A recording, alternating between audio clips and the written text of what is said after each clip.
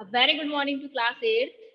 I am Mrs. Megha Sharma, going to teach you social science history chapter 5. We have studied and today we will learn about the case studies of this chapter from your book history book NCERT, our past part 3rd chapter 5 when people rebel 1857 and after page number 51. So class here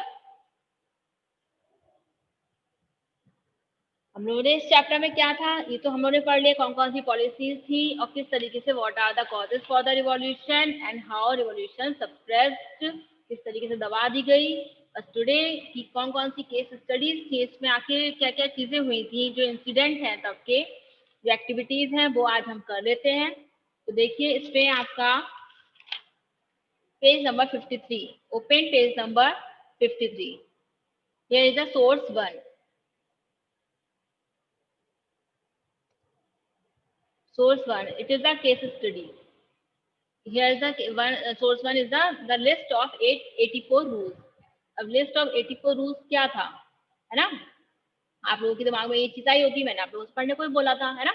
तो इसपे क्या हुआ था कि यहाँ पर given here are excerpts from the book माझा प्रवास जो बुक है उसका एक पार्ट है। ये किसने लिखी थी? ये बुक विष्णु भट्ट ने लिखी थी, विष्णु भट्ट गोडसे ने लिखी थी, जो कि एक ब्राह्मण थे महाराष्ट्र के।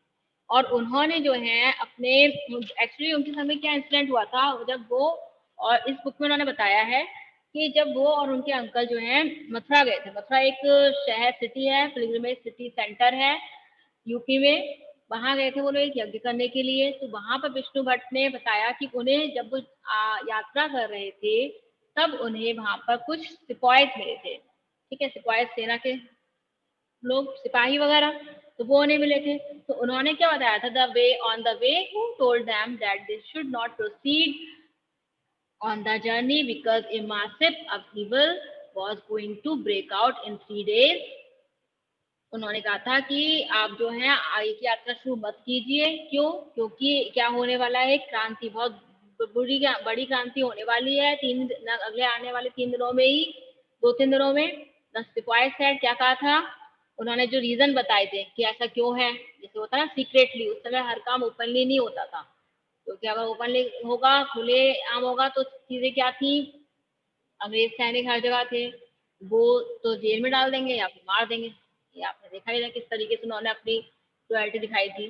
तो the English were determined to wipe out the religion, उन्होंने जो रीजन बताया, सिपाहियों ने क्या कहा इनसे, विष्णु भट्ट से, उनसे कहा the English were determined to wipe out the religion of the Hindus and the Muslim. जो इंग्लिश पीपल है वो हमारे जितने भी रिलीजन है, चाहे हिंदू हो चाहे मुस्लिम, उसको यहाँ से उनको खत्म करने आया, हमारे धर्म को मिटाने आए हैं। दे हैड, उन्हें सोच लिए कि हमारा हिंदू मुस्लिम धर्म हटाना है यहाँ से। They had made a list of 84 rules, उन्होंने 84 नियम बनाए हैं, रूल्स बनाए हैं, और and announce these in A gathering of all big Kings and princess इन कलकत्ता। उन्होंने कलकत्ता में जितने भी राजा हैं, जितने प्रिंसेस हैं, उन सबके आगे ये रूल्स अनाउंस किए हैं। तो they said that the king refused to accept these rules and warned the English of their consequences and massive upheaval if these are implemented. तब उन्होंने कहा, और जो उन्होंने कहा है जितने भी राजा महाराजा हैं उन्होंने मना कर दिया है उन नियमों को मानने से, और ये कहा है कि अगर वो या तो वो नियम जो है वापस ले लें, हम तो ये चीजें नहीं मानेंगे। और इंग्लिश पीपल को क्या करा है, वार्निंग दी है कि अगर वो हम पर ये जबरदस्ती ये कानून लागू करेंगे तब हम क्या करेंगे, उनके हम जो है क्रांति करेंगे और हम पे जबरदस्ती चीजें थोपी जाएंगी। That the kings all return to their capitals in great anger. तो इसमें जितने भी राजा हैं वो सब गुस्से में जो है अपनी कैपिटल्स को लौट आए हैं। All the big people begin making plans, और जितने बड़े बड़े लोग हैं उन सब लोगों ने क्या है, प्लान्स बनाना शुरू कर दिए हैं। A date was fixed for the war of religion and the secret plan had been circulated from the cantonment in Meerut by letters sent to different cantonments. तो और एक सीक्रेट प्लान चल रहा है कि हाँ, और एक डेट फिक्स की जाएगी जहां हम अपने धर्म के लिए लड़ाई लड़ेंगे, और जो है मेरठ कंटोनमेंट से इस प्लान की जो है लेटर के थ्रू जगह जगह ये चिट्ठियां पहुंचा दी गई हैं कि क्या होना है, किस और कौन सी डेट पे होना है। तो ये एक इंसिडेंट था इनका। विष्णु भट्ट का, जिन्होंने अपनी किताब में लिखा है। तो यहीं पर एक स्टडीज ये दे रखी है 53 पेज पे, ये थी हमारी कि इस तरीके से हुआ था। ये क्रांति के उस समय जो इंसिडेंट आपके हुए थे, तो उसी में से कुछ अंश है, कुछ पार्ट्स है। ऐसी सोर्स 2 है आपका कि there was soon excitement in every regiment, जितने भी ये तो रेजिमेंट थे, यानी जहाँ सिपाही जहाँ रहते हैं, है ना, तो वहां पे एक्साइटमेंट, सून एक्साइटमेंट क्या था, वो क्या था। Another account we have from those, देख लेते हैं हम लोग भी। Another account we have from those days are the memoirs of Subedar Sitaram Pandey. Sitaram Pandey was recruited in 1812 as a sepoy in the Bengal Native Army. तो यहाँ पर एक अकाउंट, एक उससे पहले विष्णु भट्ट गोडसे का बता रखा कि उन्होंने भी एक अपना इंसिडेंट बताया था कि उन्हें किस तरीके से सिपाही मिले थे और कैसी उनकी बात हुई थी, और कैसे चोरी छुपके और सीक्रेटली प्लान चल रहा है क्रांति करने का। और इसी तरीके से आपका एक दूसरा अकाउंट दे रखा है सूबेदार सीताराम का। इन्होंने क्या वाक्यांश लिया है, सीताराम पांडे जो है 1812 में जो है बंगाल नेटिव आर्मी में अपॉइंटेड हुए थे। इन्होंने इंग्लिश की 48 ईयर्स तक इन्होंने उनका क्या किया था, उनकी सेवा मतलब इंग्लिश शासन को सेवा दी थी, कैसे, एज ए सिपाही। एंड रिटायर्ड इन 1660 में जो है रिटायर हो गया थे। He had the British to suppress the rebellion through his, though his own son was a rebel. उन्होंने ब्रिटिश जो रिबेलियन क्रांति हुई थी उसको रोकने में, उसको दबाने में ब्रिटिशर्स का साथ दिया था, क्योंकि ब्रिटिश आर्मी के कौन थे, ये वफादार थे। और जबकि इनका खुद का बेटा भी क्रांति में शामिल था, और जो है इनकी आंखों के सामने was killed by the British in front of all his eyes, इनकी आंखों के सामने मार दिया गया था, ब्रिटिशर्स ने मार दिया था क्योंकि क्रांतिकारी था। तो on retirement he was persuaded by his commanding officer और commanding officer Norgate to write his memoirs. और जब इनका रिटायरमेंट हुआ था 1860 में, तब परसुएडेड मीन्स होता है राजी कर लेना, एग्री कर लेना। तब जो है ब्रिटिश ऑफिसर्स के द्वारा, जो नॉरगेट थे ब्रिटिश ऑफिसर, उन्होंने क्या किया था, इन्होंने उनको क्या किया था, राजी कर लिया था कि अपनी जो है याद में जो भी इनकी मेमोरीज हैं उनको ये नोट डाउन किया, उनको मतलब लिखे। तो ही completed the writing in 1861 in Awadhi, and Norgate translated it into English and had it published under the title From Sipahi to Subedar. तो इन्होंने जो अपनी राइटिंग जो किताब जो लिखा अपने आगे जो भी चीजें थी उसको अवधी भाषा में लिखा था, कब, 1861 में। और जो नॉरगेट कमांडिंग ऑफिसर जो इनके थे, उन्होंने इसको इंग्लिश में ट्रांसलेशन करके उसको पब्लिश करा, कब, किस नाम से, टाइटल उसको क्या दिया उस किताब का, सिपाही टू सूबेदार, कि कैसे ये सिपाही से सूबेदार बने। तो here is an excerpt from what Sitaram Pandey wrote. तो सीताराम पांडे ने जो भी अंश, एक्सर्प्ट मीन्स होता है अंश, जो भी इन्होंने किताब लिखी, तो उसमें जो उसका भाग है उसका कुछ हिस्सा वो यहाँ पे दे रखा है। क्या लिखा है इन्होंने, it is my humble opinion that this seizing of Awadh, और किस टाइम दे रखी है, Awadh, filled the minds of sepoys with distrust and led them to plot against the government. तो इनका मानना ये था कि ये मेरा खुद का विचार है कि जो अवध पर ब्रिटिशर्स ने अपना अधिकार दिखाया है, वो पूरा कैद कर लिया, सीज कर दिया अवध वाले हिस्से को, तो इससे सिपाहियों का दिमाग भर गया है, जिससे ब्रिटिशर्स से उनका विश्वास हट गया है और वो ब्रिटिश गवर्नमेंट के अगेंस्ट हो गए हैं। Agents of Nawab of Awadh and also of the King of Delhi were sent all over India to discover the temper of the army. और जो अवध का जो नवाब है, दिल्ली के जो राजा हैं, तो उन सबके जो एजेंट्स हैं, उन्होंने हर जगह जितने मतलब ब्रिटिश आर्मी ने जो सिपाही से आर्मी थे उनके सबको जाकर वो ये चीजें बता रहे हैं। They word upon the feelings of sipahi, सिपाही इसको क्या कर रहे हैं, भड़का रहे हैं ब्रिटिश गवर्नमेंट के प्रति, अपनी उनकी फीलिंग्स को जगा रहे हैं कि अपना देश है ये। Telling them how treacherously the foreigners had behave towards their king, और बता रहे कि किस तरीके से जो ये फॉरेनर्स हैं जिनको उन्होंने फिरंगी नाम दिया था, वो जो है क्या कर रहे हैं, हमारे मतलब राजाओं के प्रति व्यवहार कर रहे हैं, हमारे देश से हमको हमारे सारे अधिकार हमसे ले रहे हैं। दे invented 10,000 lies and promises to persuade the soldiers to mutiny and turn against their masters, the English, with the object of restoring the Emperor of Delhi to the throne. और यही था, बादशाह जफर थे उस समय दिल्ली के एम्पर। तो जितने भी उनके एजेंट्स थे उन्होंने 10,000 झूठ कुछ मिलाए। जो ये सूबेदार है इन्होंने अपनी किताब में लिखा कि 10,000 झूठ, जबकि झूठ क्या था, सच्चाई तो थी।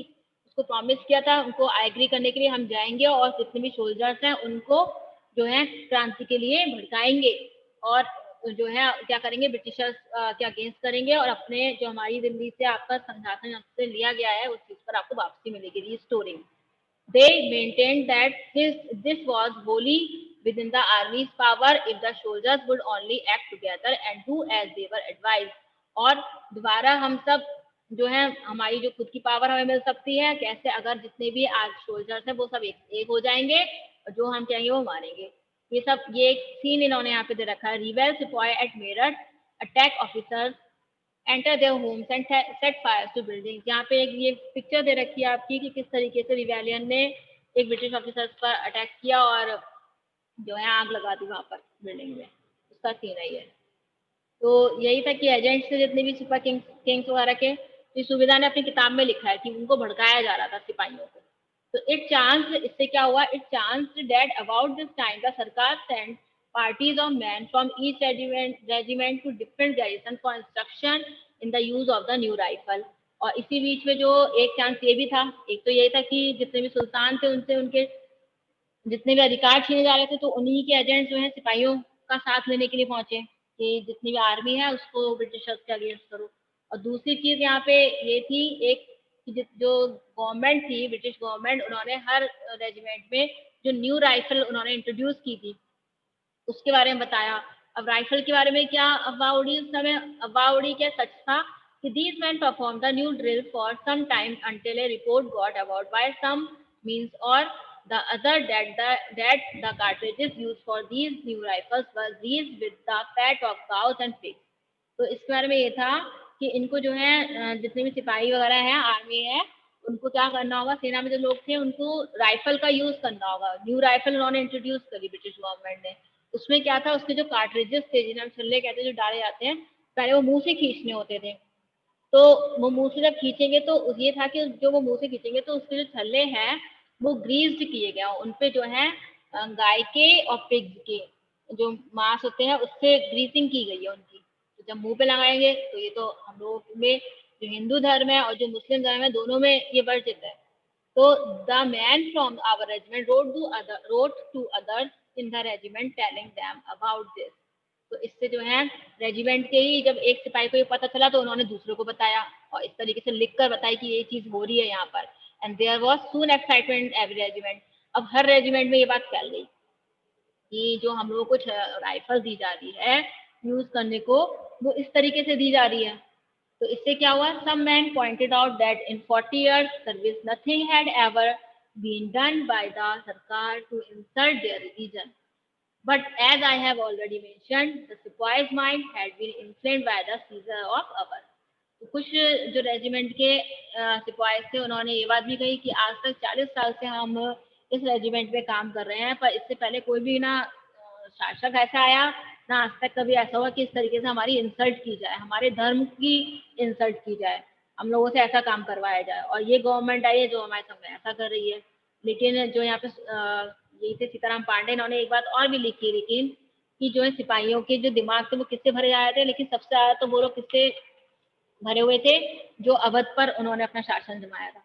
तो interested parties were quick to point out that the great aim of English was to turn us all into Christians.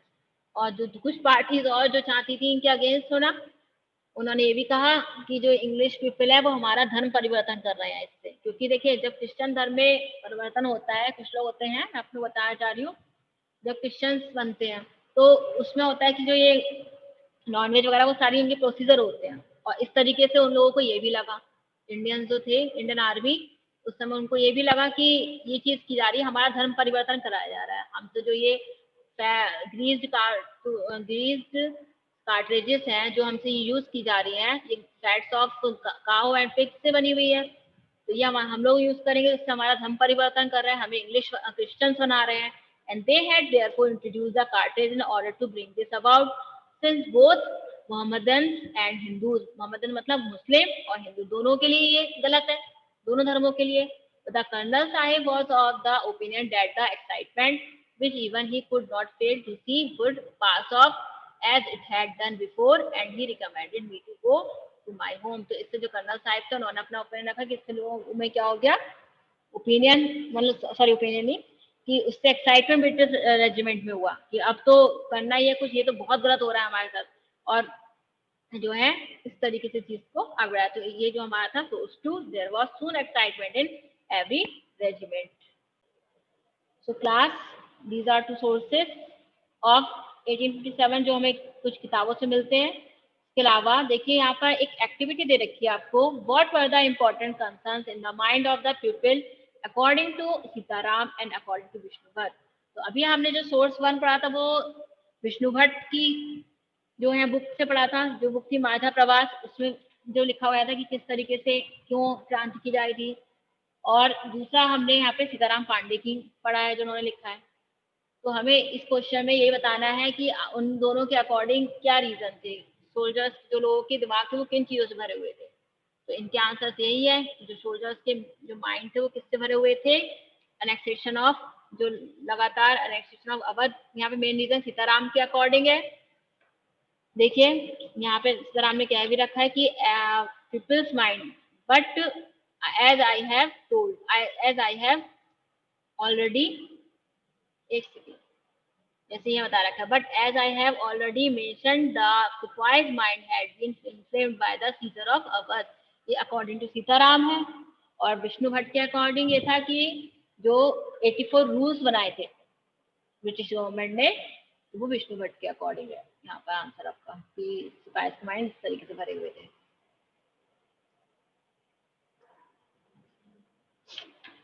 Next यहाँ पे एक्टिविटी में हमें देखा, what role did they think the rulers were playing, what role did the sipahi think to play, rulers क्या role निभा रहे थे, आपको क्या लग रहा है ये एक्टिविटी, ये पूरे नोट्स पढ़कर, और जो है सिपाहीज का क्या रोल था। तो यही था, रूलर्स भी अपनी पावर, रूलर्स को जो है उनकी जो पावर्स आ रही थी वो ये बर्दाश्त नहीं कर पा रहे थे, तो वो चाहते थे कि जो हमारे इंडियन सिपाहीज हैं वो हमारे साथ हो जाए, अगर वो हमारे साथ होंगे तो हम कोई भी चीज वाला ब्रिटिश गवर्नमेंट हमारा कुछ नहीं कर पाएगी। और जो इंडियन सिपाहीज थे, सिपाही होते हैं तो गुस्से तो भर ही गए थे, तो उनको भी वो पूरी तरीके से तैयार थे लड़ने के लिए इन चीजों में। Next thing is there,